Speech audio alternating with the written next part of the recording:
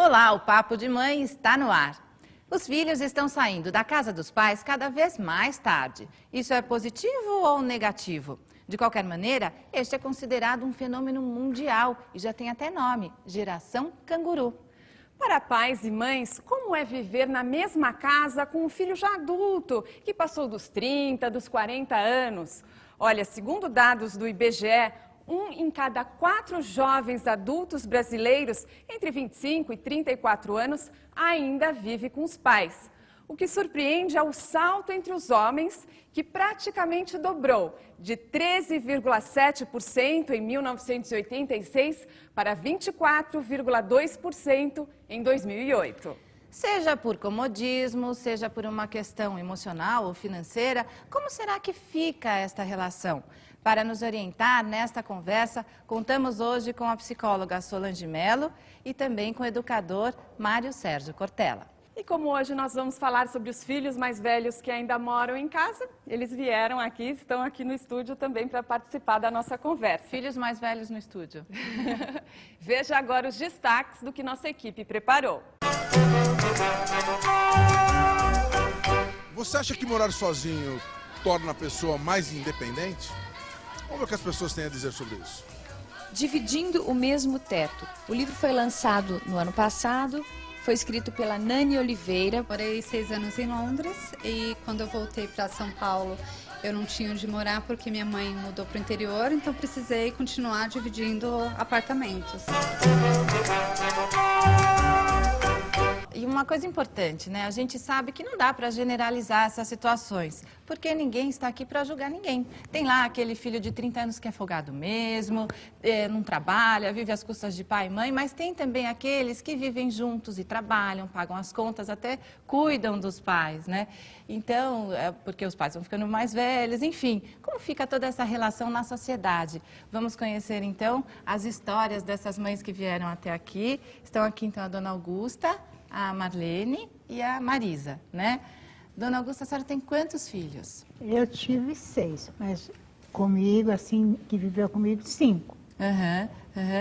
E esse que está aqui é meu caçula. O caçulinha, Jorge. como chama, Jorge? Jorge Ricardo. Jorge, o Jorge está com quantos aninhos, o Jorge? 36. 36, é isso? É. 37 já, viu, dona Augusta? Ele é de 75. Ah, olha só. Ele fez agora dia 25 de abril. E ele que ainda mora com a senhora? Ele mora comigo, então, graças a Deus. Quem que mora lá na sua casa? Só vocês dois? Só eu, o Álvaro e ele. O Álvaro? É meu marido. O seu marido. Tá o Álvaro também veio. Depois a gente precisa perguntar pro Álvaro como é que é morar com o filho também, né? Ele tá lá. E, dona Augusta, por que graças a Deus? Graças é gostoso a Deus, ter o porque, filho em casa ainda? Nossa, ele é minha companhia, minha, do marido. Só nós 3 ali, né? Mas eu quero saber, quando a senhora diz isso, nunca a senhora teve vontade de ficar só a senhora e o seu marido em casa? Assim, de, os filhos criados e vamos ficar só nós dois? Não. Ou agora já acostumou, não deixa mais ele embora? É um problema que é difícil a mãe falar. Eu quero ficar sozinha, eu e meu marido. Eu quero ficar eu, ele e ele agora. Eu queria todos, mas não posso, né? Cada um está na sua casa. E ele trabalha? Ele é chaveiro, profissional de chaveiro, fez no Senai. Ele faz um monte de coisa. E o que a senhora faz para ele em casa? Como assim? Cozinha a comidinha que ele gosta. Nossa, o que ele quer eu faço. Quem que arruma a cama dele? Eu. Quando ele sai, às vezes ele tem um grupo, ele toca, ele é músico? Ele tem um grupo, o grupo dele chama Samba de Fato. E às vezes... ainda faz propaganda. Claro, eu não estou aqui para isso. Claro. E aí ele sai. Aí quando ele fala, eu vou voltar, eu ligo. Mas a caminha dele tá arrumadinha, põe o lençol, a fronha dobra, assim, que é pra ele só entrar por dentro. É um prazer pra mim. Ai, que bom, né? Adoro. Então tá bom, daqui a pouco a senhora conta. E fiz pra todos eles, né, que eu tive mais. Né? São 6 filhos, né? E a senhora tava me contando que a casa tá sempre cheia. Sempre. Então vamos conhecer a dona Marlene, que tem quantos filhos? Eu só tenho uma, sou filha única, mãe de filha única e avó de neta única. É mesmo? E, então não quis abrir mão mesmo? Não é que eu não quis, né? Não deu. Mas conta pra gente essa história. Inclusive a sua filha e a sua neta estão aqui, né? Apresenta pra gente. É a Ana Kaline, né? Que é o bebê mais velho. E a Ana Flávia, que é o bebê mais novinho. Olha, hoje é um dia que a gente vai ter que revelar as idades, viu, Ana? A gente está perguntando quantos anos, tá? Conta pra mim essa história. A Ana morou com a senhora até quanto tempo atrás? Eu vou te falar. Eu fiquei com a minha mãe a vida inteira. Casei sempre com a minha mãe. Não largava de jeito nenhum. Ela foi morar com você. Aí, eu nunca deixei minha mãe. Sempre casada e com a minha mãe. Então, eu fui muito apegada à mãe e achava que a minha filha também fosse ficar comigo a vida inteira, né? Aí, a Ana ficou comigo até os 42 anos.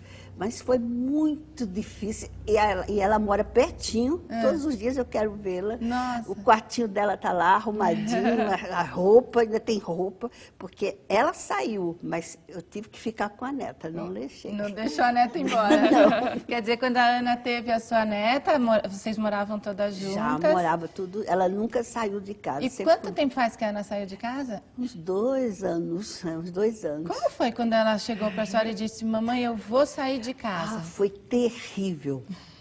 Eu reclamava, chorava, ele telefonava para as amigas 24 horas. Ia até para a igreja para rezar, para pedir para ela não sair de casa, porque ia ser muito difícil. Aí eu cheguei à conclusão seguinte, olha, você pode ir, mas a minha neta fica. E foi bem resolvido isso? Foi porque eu muito, né? Era cafezinho na cama, tudo. Ela era um bibelô em casa. Então, filha única, né? Aí veio a neta e eu continuei tratando do mesmo jeito. Depois a gente vai conversar com elas, então até para saber de todos foi esses mimos da vovó, né?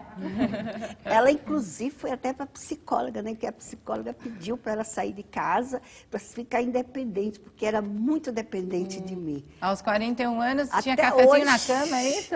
Até hoje ela não é independente total, ela sempre está comigo, mãe, eu faço isso. E no fundo a mãe gosta disso? Eu adoro, eu tenho até vontade de chorar quando fala na saída, mas eu acho que os filhos têm que ficar com os pais até enquanto eles acham que devem ficar. Não tem regra, né? Não tem regra. É doloroso para os pais, porque para nós, né, nunca eles cresceram, são sempre crianças. E aquela história que a gente tem os filhos para o mundo, que assim, os pais acabam se preparando para o dia que eles vão embora. Não, mas eu acredito que 90% dos pais não se preparam, não. É difícil, é difícil. É muito difícil.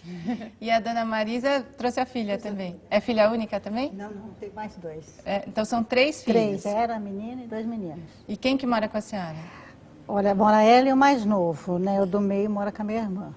E ela tem quantos anos? Apresenta a sua filha pra gente. Lígia, tem 35 anos. A filhinha que mora com a mãe. E o outro que mora com a senhora? É o Felipe, tem 22 anos. Como que é morar com os filhos adultos? Porque é diferente, né, a relação quando os filhos são crianças, né? A mãe comanda a casa, você tem que dar ordem, eles têm que obedecer, tudo. E quando eles se tornam adultos, como fica a relação? Olha, não sei, no meu caso, tudo legal, né? Porque eu tive um filho, diferença de 13 anos, né? O mais novo, né? Eu tenho ela de 35, meu filho de 33 e esse de 22. Quer dizer que então eu nunca saí. Você entendeu? Tava sempre tinha alguém menor, sempre tinha alguém menor para cuidar, para ir, então... Para mim. Mas a gente vê que as mães falam que fazem questão de arrumar a cama, tudo, mas não tem também que deixar ter uma certa independência? Tem, como é que é? Tem alguma regra na sua casa? Não tem não. Não, mas alguma regra assim, ó, a cama quem vai arrumar é você? Sim, eu desde pequena. Horário para chegar em casa? Tem alguma coisa ou não? Tem liberdade? Não, liberdade assim, eu quero saber onde está, sai, meu menino sai, ele telefona onde está, tal, qualquer coisa, não der para vir, alguém vai buscar, então... Tem que ter saber onde está e tem que dar liberdade, mas também puxando um pouquinho, né? E tentando saber onde está, porque você nunca vai saber realmente onde está, né? O Cortella trouxe 3 livros, né, Cortella? Você tem quantos livros? Eu tenho 16 escritos. 16 escritos, eu vou mostrar aqui os 3 que o Cortella trouxe para a gente, ó. O que a vida me ensinou, Nos labirintos da moral. Esse é um livro com o Yves Delatay, que é um psicólogo da Universidade de São Paulo, e a gente fala um pouco também dessas coisas que nós estamos aqui dialogando. E o que é a pergunta? Cortella, a gente vê que as relações familiares vão mudando ao longo dos anos, né? Outras gerações, os filhos queriam sair de casa, queriam se tornar independentes, né?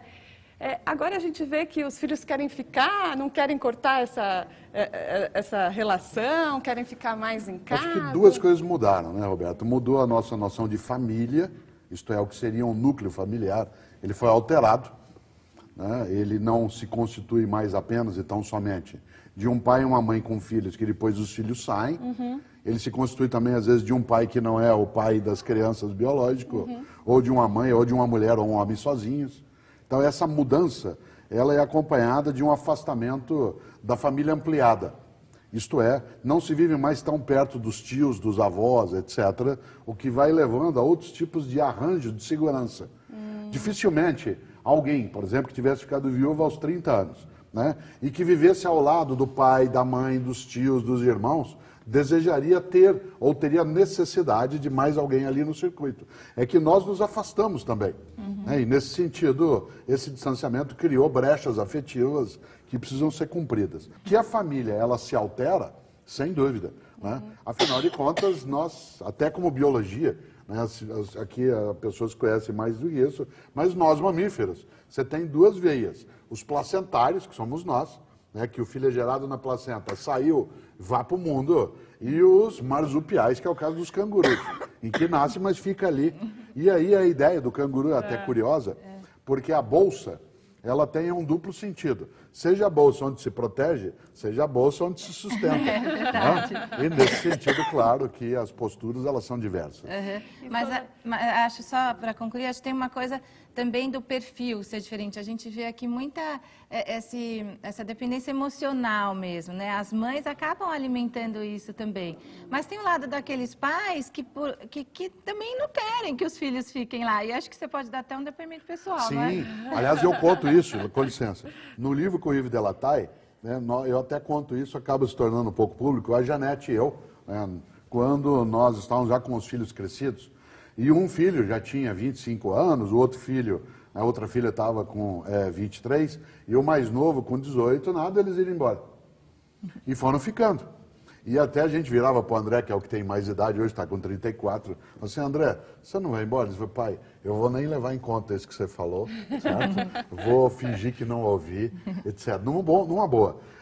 E a questão é que nós tínhamos necessidade, a Janete e eu, de um pouco de sossego. Quando você perguntou à senhora se não queria ficar só com o marido, eu e a Janete queríamos ficar só nós dois, vez ou outra. Porque menino de 20, 19, 21 anos vive em cardume. Né? Passa um cardume para lá, passa outro cardume para cá. A casa cheia. E, de repente, né, nós não tínhamos um pouco de sossego. E, há 7, 8 anos, um dia nós chamamos os filhos, hoje todos, claro, já tem, e falamos assim, vocês não vão embora? Não, então nós vamos. E aí nós saímos de casa, literalmente. Saíram a mesmo. 2 quarteirões da casa que eles moravam, depois eles foram casando e saindo. Mas nós saímos e passávamos a controlar a casa em que eles ficaram, no sentido de ter a estrutura, mas mais do que isso, almoçávamos juntos todos os dias na casa deles. Né? Mas nós saímos de casa assim, mais cedo, né? Porque é um direito constitucional você poder andar, por exemplo, de cuecas dentro de casa. Certo? Não é possível que um homem adulto tenha que ficar recluso dentro do quarto. Né? Isto era o caso dos pais. Então, e como que fica essa relação, Solange? Uma coisa que a gente tem que ficar claro é o seguinte, de quem é a casa? A casa é dos pais, né? Não é dos filhos. Eu acho que uma das grandes dificuldades é a seguinte, antigamente, por que as pessoas queriam sair de casa? Na geração anterior, anos 60, anos 70, as pessoas queriam sair de casa para quê? Para conquistar a liberdade, né? Para, enfim, lutar por uma série de coisas e tal. Hoje em dia, aqueles jovens dos anos 60, 70, hoje são os pais. Né? Então, esses filhos desses pais, que são os jovens de hoje, eles não precisam mais lutar por essas coisas. Eles já receberam tudo isso de graça, prontinho. Né? Então, assim, eles ficam em casa, independente de ter 15, 20, 30, 40 anos, de quem é a casa? A casa é dos pais. Então, quem é que tem que dar as ordens da casa? Quem é que, como você falou, eu tenho direito de andar de cueca dentro de casa, eu tenho direito de fazer uma série de coisas, afinal de contas, a casa é minha, né? A casa não é dos filhos. Então, você diz, como é que fica um filho de 15, ou de 18, ou de 40 anos que já tem bem mais idade, dentro de casa? Quem é que manda, quem é que estabelece as regras? Os pais. Né? Só que uma coisa que a gente observa é o seguinte, uma vez um paciente meu, de 40 e poucos anos, ele disse que o filho dele chegou com a namorada e foram para o quarto. E foram fazer sexo no quarto. E aí ele virou para mim e falou assim, eu não sabia o que eu fazia. Se eu ficava, se eu saía, o que se faz numa situação dessa? Né? Porque é uma coisa constrangedora para alguns pais. Então, como é que a gente lida com isso? Com o diálogo. Né? Até onde eu posso ir. Os pais têm que colocar os limites e os filhos têm que obedecer. Tem que respeitar. E a Marlene falou que tem um lado ruim. Qual que é? Tem o sufoco, né? A falta de liberdade, tanto Mas de dela quem? como De minha. ambas. Tanto de ambas, porque ela quer trazer um amigo, quer trazer amigas, e chega aquele horário, eu digo, esse horário é mais do que esse horário, não pode. Quantas vezes namorados, meia-noite, eu dizia, meia-noite. Mas ainda assim durou 43 anos. Então, porque ela foi muito obediente, sabe? Uma das duas é muito paciente.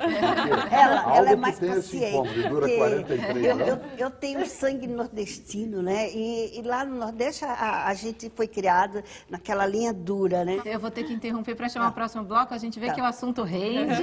E como é interessante a gente analisar essa mudança, como a sociedade se transforma mesmo, né? Então, daqui a pouquinho, continua até para saber da senhora se tem algum ponto negativo nessa convivência, né? O Papo de Mãe já volta. Continue com a gente aqui na TV Brasil.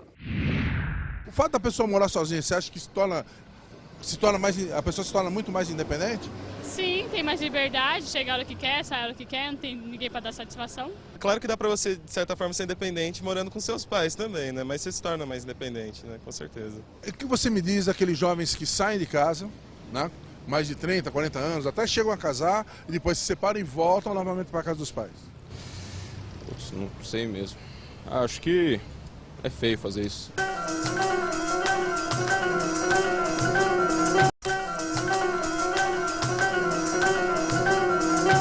Que idade você tem? 21 anos. Você mora sozinho ou com seus pais?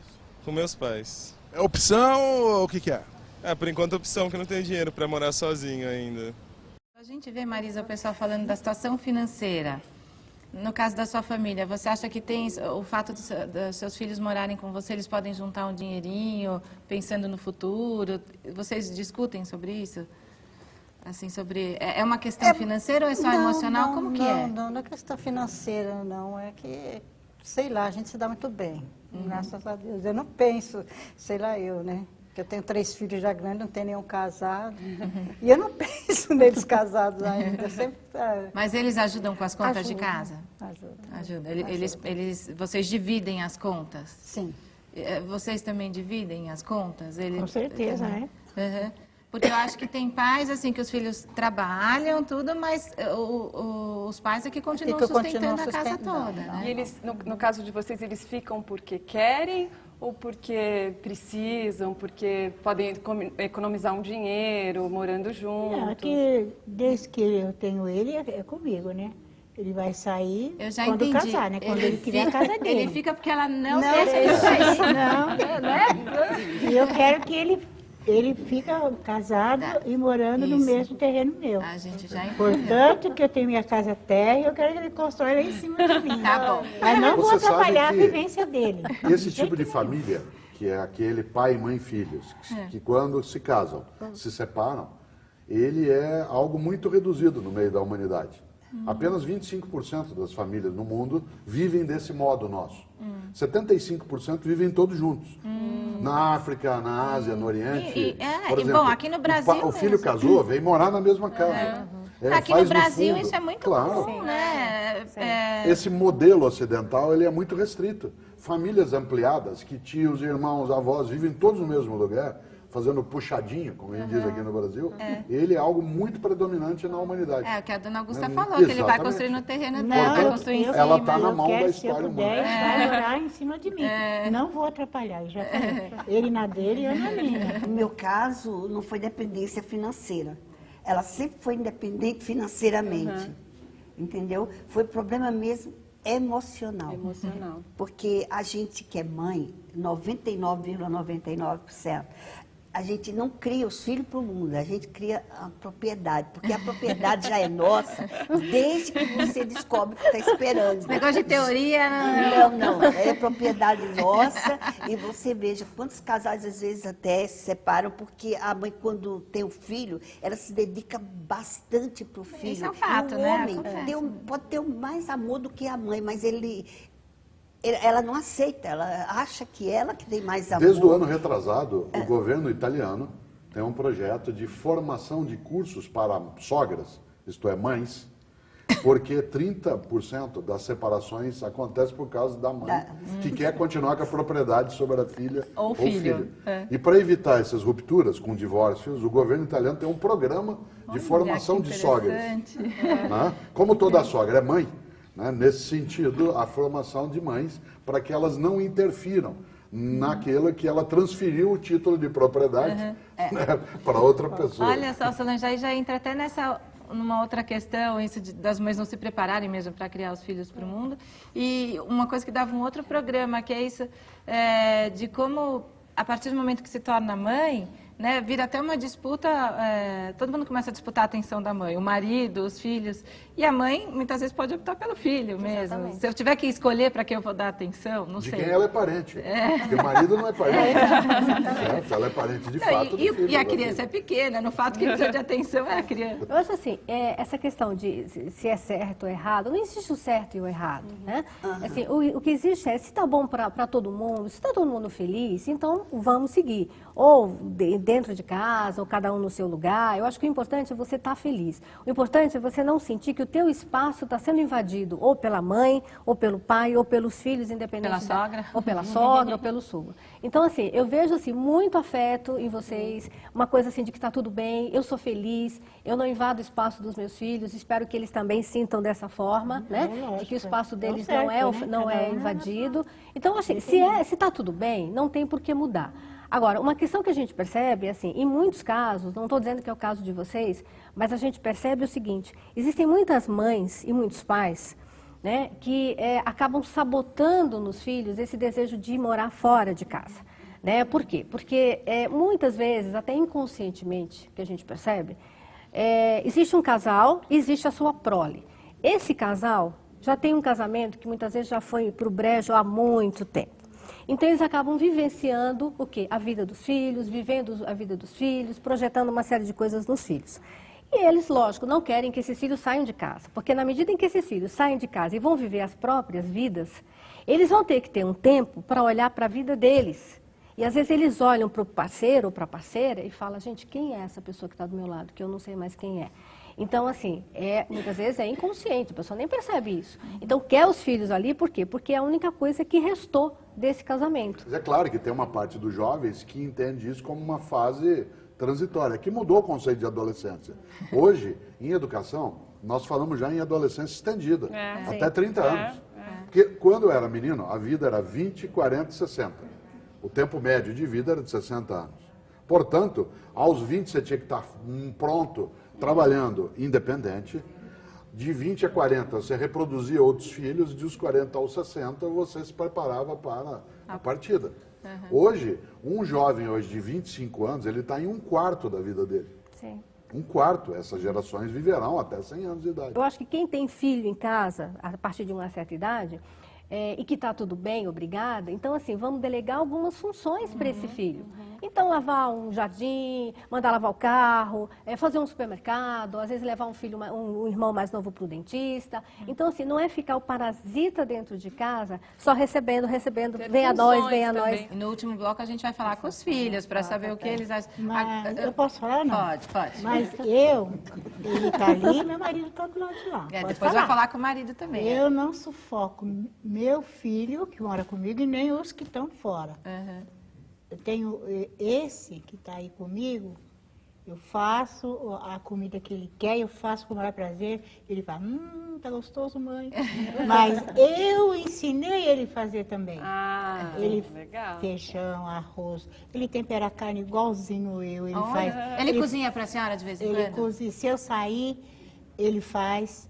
O meu marido faz também. E ele tem Então, namorada? Ele tem. E a namorada acha que você sufoca, E que ela você vai fazer mima também, muito? porque eu não vou admitir fazer comida para nós. Nem lavar a louça de nora, eu lavo a minha. Ainda bem que não sufoca. Pelo amor de Deus. Deixa eu saber, eu fiquei curiosa da Marisa. Lá na sua casa, você colocou algumas regras depois que os filhos se tornaram adultos? Até para dividir as contas, tal. Tem alguma coisa que vocês sentam, conversam e combinam? Ainda tem, que nem eu. Ela ajuda na parte do supermercado, né? Faz. O meu menino como o menino tem convênio médico, ele mesmo assume o dele, né? Então, assim, vai por diante. Cada um na sua função. E a senhora está se preparando para se um dia eles saírem, assim? Nunca pensei assim, né? Mas é bom começar a se acostumar. E ela mas a gente dá muito bem. Ela está com 30 aí? 35. 35. A senhora sente que ainda trata a Lídia como se ela fosse uma adolescente ainda? Também. Também. De vez em quando ela faz a parte da minha parte, né?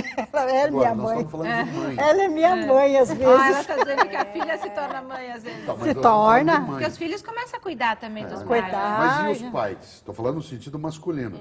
Porque nós estamos falando da mãe que gerou, a mãe que se sente proprietária. De maneira geral, o pai, ele não deseja que o filho permaneça. Porque a ideia de independência, ela é um valor no Ocidente. Isto é, você ser corajoso, você sair de casa, você ir à luta.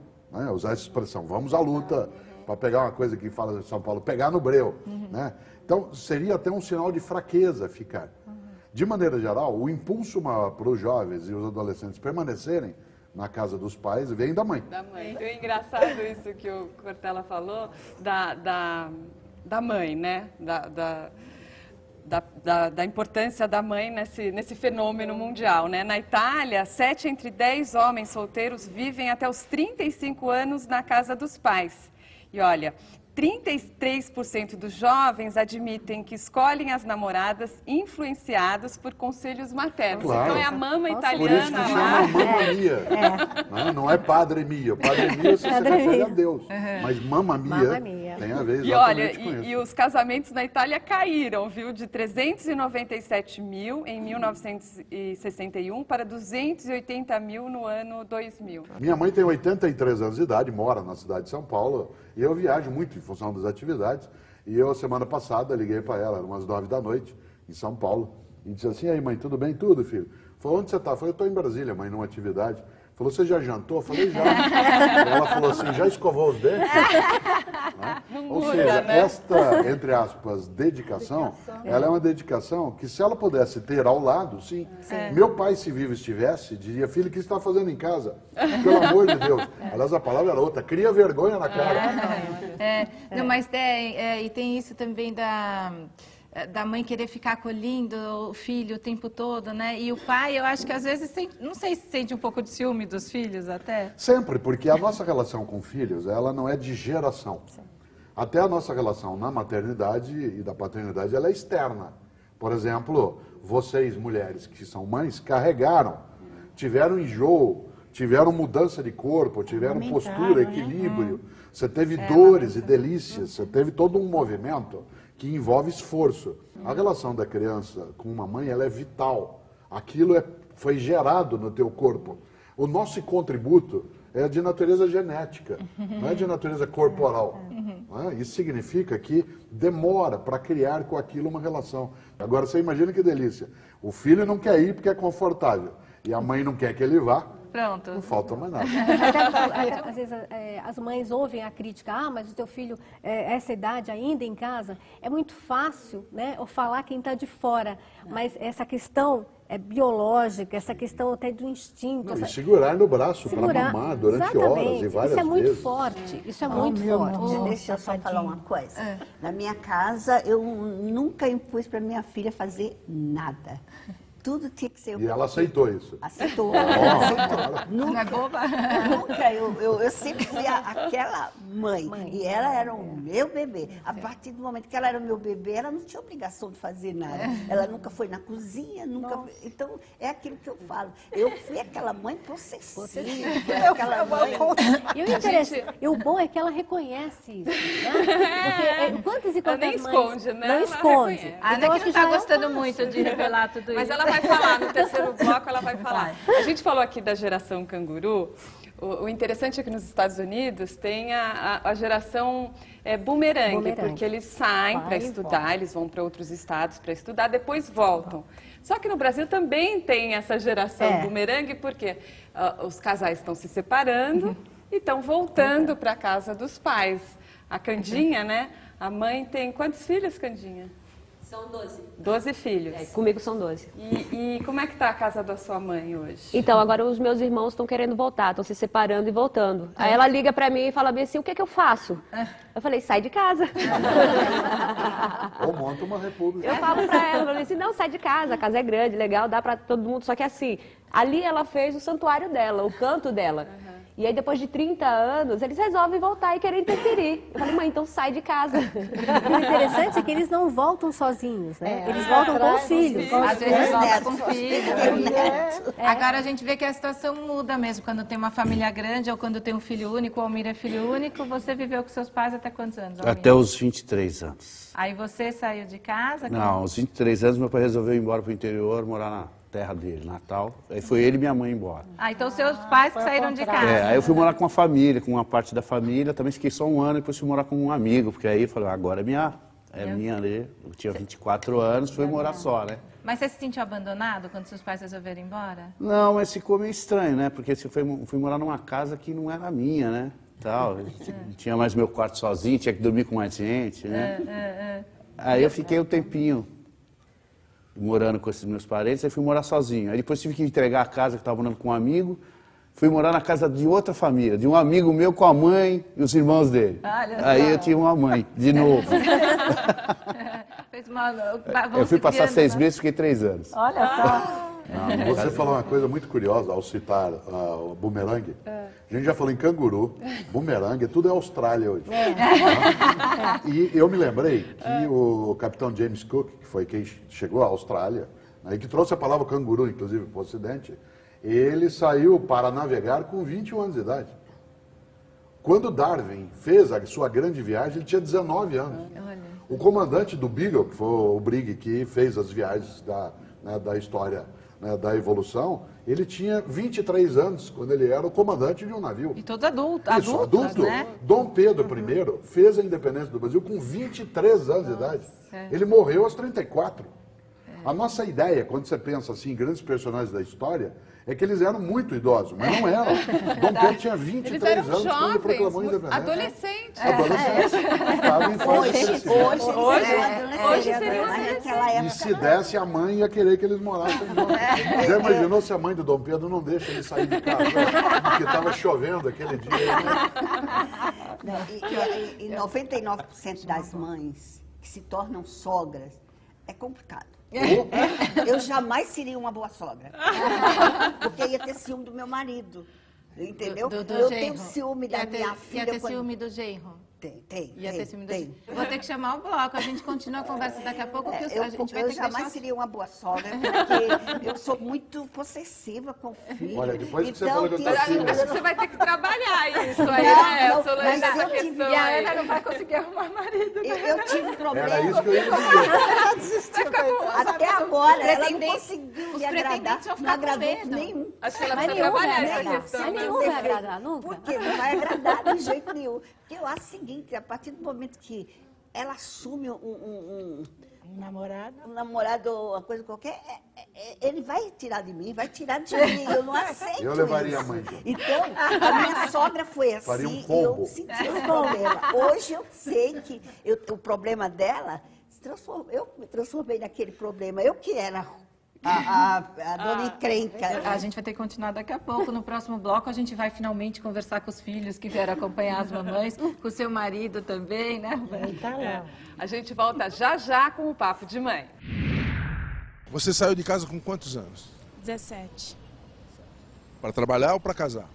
Trabalhar. O que você acha de filhos com mais de 30 anos ainda morarem com os pais?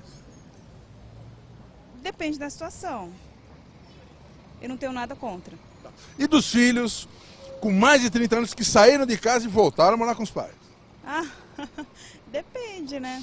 Se eles tomaram o pé na bunda para voltar pro colo da mamãe, que bom que eles têm essa opção de voltar para morar com os pais, e quem não tem?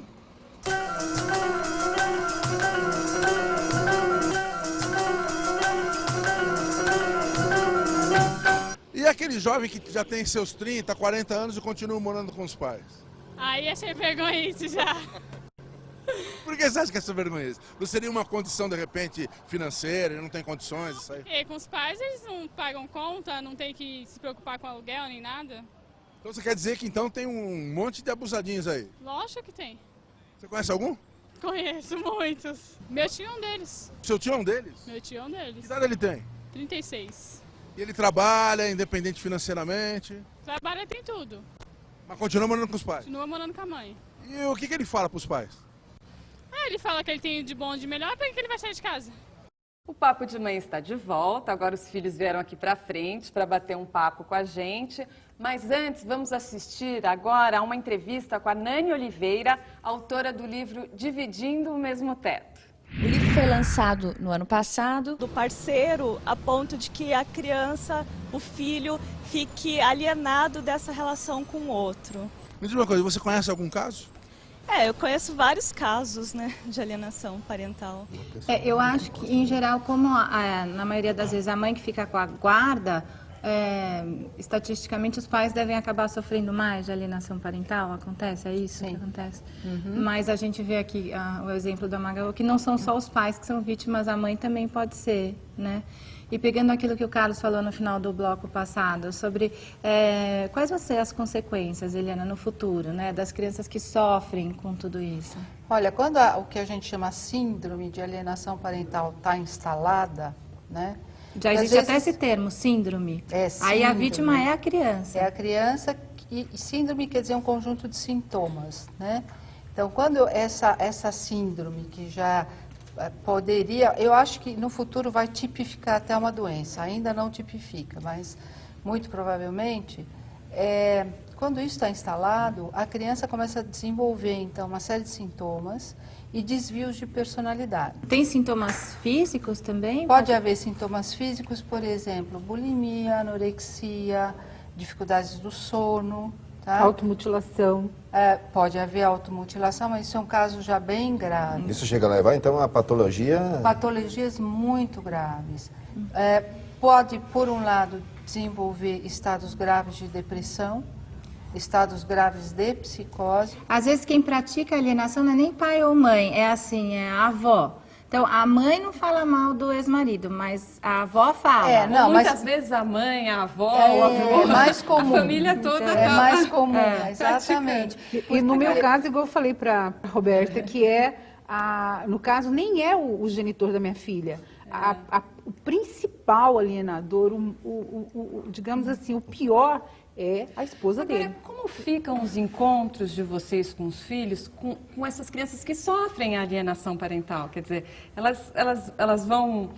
Não vão felizes para os encontros? A maioria desenvolve um mecanismo, uma Elas não querem ir para os encontros? Elas desenvolvem as que querem ir, desenvolvem uma dualidade e um conflito interno. Então, quando o meu filho estava conosco, era um dia maravilhoso, a gente brincava, era uma criança. A hora que ia chegando o momento de voltar para a casa da mãe dele, ele mudava o comportamento, você viu um certo grau de sofrimento. Como se ele não pudesse ter sido feliz com o pai. Isso. Porque a criança não que a minha mãe vai ficar demonstrar. chateada comigo se eu fiquei feliz com ele. Então, uma forma da criança se proteger, né? Na verdade, o alienador, ele sente prazer quando o seu filho retorna e diz algo desagradável da visita. Tipo assim, estava chato, não gostei do que a minha mãe escolheu. E às vezes a criança vai dizer só para agradar ele. Não gostei do lanche, não gostei do presente. A criança tem medo de dizer que se divertiu, aí ele que fica foi bom. satisfeito. Aí ele fala assim, então ele continua meu aliado, ele está do meu lado. Mas além disso, sabe o que é? A criança não é boba.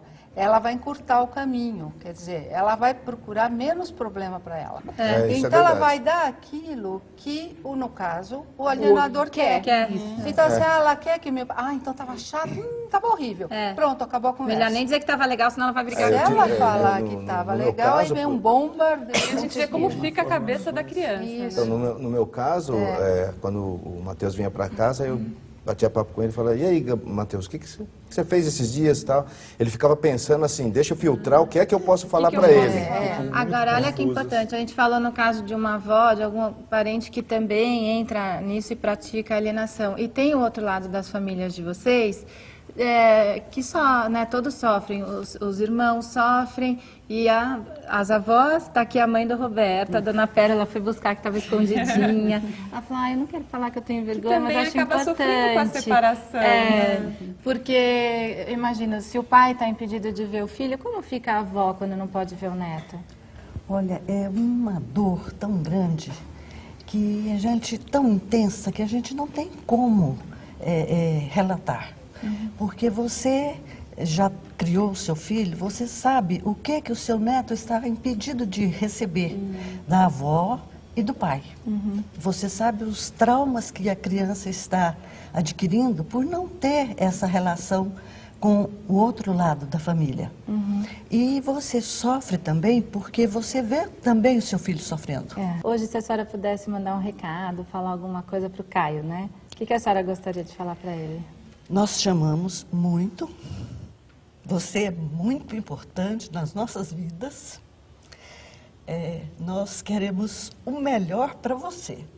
Uma criança, um pré-adolescente, como ele gostava de dizer, sadio, saudável, com uma cabeça boa e, acima de tudo, que seja feliz, muito feliz. E uma avó não precisa sofrer assim, né? Eu acho que ninguém merece sofrer assim.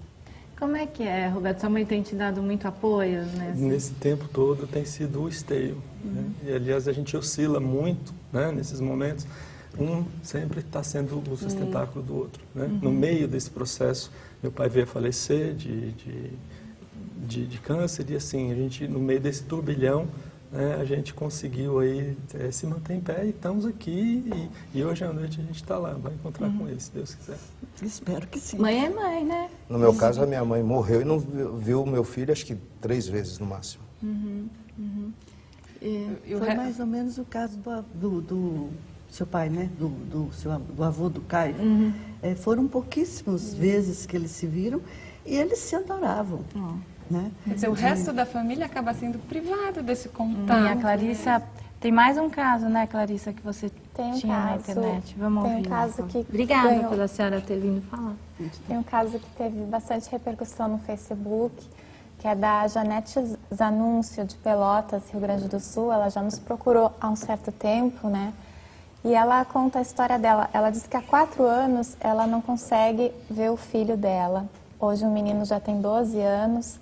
Ela já escreveu 2 livros relatando toda a luta dela, toda a experiência dela. Há mais de 4 anos, eu vi o Renan 5 finais de semana, desta forma. Dentes cariados, mal alimentado, unhas grandes, o sapato todo rebentado. Desta forma, eu vi o meu único filho 5 finais de semana. Uma mãe impedida de ver o filho. O que eu queria saber, antes de você concluir, é o seguinte, pela lei, né? Sei lá, tem mãe que vai presa, tem mulher que comete um crime, mas por pior que seja, ela não pode ser impedida de ver o filho, né? Não, conseguiria até uma liminar, né? Mesmo que seja uma visita monitorada, né? Que a visita assistida se confunde muito, uma visita assistida é aquela que a assistente social vai junto com a pessoa para fazer a visita. E infelizmente, nós não temos aqui em São Paulo um assistente social para cada processo, né? Então vai ser visita monitorada, ou a mãe vai junto, ou sob as vistas da mãe, ou o avô está junto, ou a babá até está junto para fazer essa visita. Isso daí, na verdade, seria impossível, né, de acontecer. Tem que ser concedido aí uma visita. A visita é tudo. É um contato, né? Aí eu teria apenas uma observação a fazer, desde que isso não prejudique a criança. porque a gente pensa assim que, no caso, na maioria dos casos, ok, a visita monitorada ou assistida dá conta, né, de algum relacionamento com a criança, desde que isso não seja prejudicial para a criança. Só para encerrar a minha participação aqui, eu tenho duas dicas, na verdade. Uma é de um site que eu achei bem completo, para quem não está a fim de saber mais sobre a alienação parental, é o www.alienaçãoparental.com.br. E a outra é uma dica de leitura. Que bom se todo mundo seguisse o conselho desse livro. Roberta? Eu estou com o livro aqui. Vencendo Desafios. Papai e mamãe viraram amigos. E a autora do livro é a nossa amiga Maé Vivida, que já participou aqui do Papo de Mãe, nossa amiga no Facebook. Então aqui é a sugestão de leitura, Papai e Mamãe Viraram Amigos. Que a gente vê que papai e mamãe tem muita coisa para aprender, né? Porque como é que é aquela história? Quando se separam, deixam de ser marido e mulher, mas nunca vão deixar de ser pai e mãe, né? Então, vou passar uma última rodada com vocês. Quem quiser divulgar de novo o blog e tal, mandar um beijo para os filhos, a gente vê. Olha que triste que fica o nosso cenário vazio aqui. Hoje, infelizmente, os filhos não puderam vir, né? Então, você, Magarrofa. Meu recado nem é para a Karima, porque a Karima sabe o tanto que eu a amo. Mas o meu recado é para o alienador, que não faça isso, que não deixe, que não permita que ela veja isso. Pelo bem dela. Tá legal. Obrigada. Você, Roberto. Continuo com o meu pensamento inicial, que é de chamar a todos a uma reflexão, a pensar, chamar os pais, né, os alienadores e os que se sentem alienados para não trilharem esse caminho, né, e que a gente continue trabalhando em prol de melhorar essa atenção em cima desse problema que a gente está discutindo hoje, que é a alienação parental, tanto do judiciário, né, quanto da área clínica e quanto da nossa parte como pessoas da sociedade, como pais e mães, né, avós. E o Carlos? Eu primeiro gostaria de, se meu filho assistir, que eu o amo muito, muito, muito mesmo, e que as pessoas colocassem um pouco a mão na consciência, visse com quem eles estão lidando, que é com uma criança, né, e que essa criança ela é totalmente indefesa. Tanto no aspecto intelectual, como no aspecto físico. Está se desenvolvendo. Né? Ela está desenvolvendo. E isso daí, o alienador não se dá conta, ele está criando uma barreira no desenvolvimento da criança. E outro lado que eu acho muito importante é esse trabalho de divulgação cada dia maior, para que mais pessoas tomem conhecimento, para que quanto mais o assunto for discutido, mais os nossos legisladores vão também se inteirando e vão procurando novos caminhos, porque existem pais e pais, existem culpados e não culpados. É uma linha muito tênue, muito difícil deles avaliarem, mas eles são responsáveis. E um erro pode destruir uma família, uma criança. Né? Doutor Nelson, e quem tiver dúvidas, tem algum site, algum e-mail? Bom, tem o site nss.adv.br, né? Tem um e-mail lá e qualquer coisa podem entrar em contato. Eliana, tem algum site? Eu tenho, se alguém quiser se comunicar, tem meu e-mail, tudo junto, eliananazaré@roboal.com.br. Eu gostaria de fazer algumas pequenas observações. Por favor. Pais, de novo, repetindo, não desistam. Quem sofre isso, continue. E aí, quando eu falo não desistam, não é só pelas vias judiciais, né? Mas não desistam do relacionamento. Outra coisa, aos próprios profissionais do direito. Eu acho que quanto mais os juízes, advogados, representantes do Ministério Público puderem se informar, né? Quem trabalha com família precisa estudar a família. Então, precisa saber como é que uma família funciona, o que são as relações, né, as funções materna, paterna, etc. Pode assistir ao Papo de Mãe, que ajuda um pouquinho. Ajuda bastante. Outra coisa, para os próprios técnicos, psicólogos e assistentes sociais judiciais que trabalham nas questões que chegam, né, questões desse tipo, como questões de guarda e visitas, que chegam ao judiciário, e que precisam também se informar muito a respeito de alienação parental, guarda compartilhada, questões que estão surgindo nas novas famílias, né? E que não é todo profissional que sabe diagnosticar. O profissional precisa estudar especificamente o tema. Tá ótimo. Doutora Elise? Acho que essa questão da alienação parental deixa claro que não tem um remédio mágico, então é uma questão complexa, tem que ser combatida por várias frentes. Com relação ao judiciário, é bastante claro que o judiciário tem que melhorar muito, tratar com mais cuidado a questão da alienação parental. Acho que tem muito espaço para a melhoria da estrutura do judiciário, especificamente a questão dos setores de psicologia, precisa ter mais profissionais, mais capacitação. Então, a sociedade pode ajudar cobrando o judiciário para que melhore isso.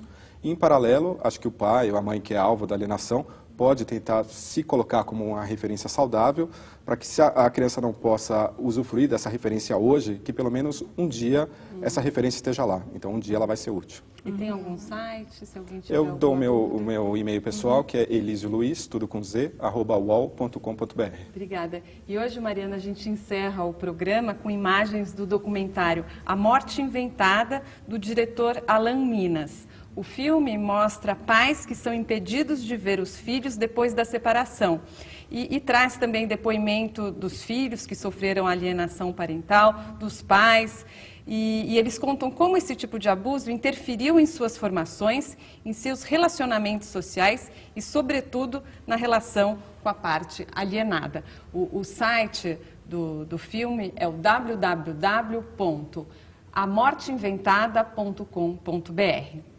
E no nosso site, Roberta, a conversa continua. Tem inclusive uma reportagem feita para o site sobre a Associação de Pais e Mães Separados. Mariana, eu tenho inclusive o site aqui da ONG, é www.apase.org.br. Então, obrigada mais uma vez por terem vindo falar sobre esse assunto tão difícil. A gente espera de alguma maneira poder colaborar aí com a situação de todos e mandem notícias, tá bom? No próximo domingo, o programa vai ser sobre endometriose. Podemos dizer que a endometriose é uma doença das mulheres desta geração? Para quem tem endometriose, é mais difícil engravidar? As causas, os tratamentos, tudo isso na semana que vem aqui na TV Brasil. E entre agora em www.papodemãe.com.br e converse ao vivo com a gente até às 9 horas da noite. Estão todos convidados para participar do chat do Papo de Mãe, tá bom? Então até domingo que vem aqui na TV Brasil. Até lá. Tchau, até.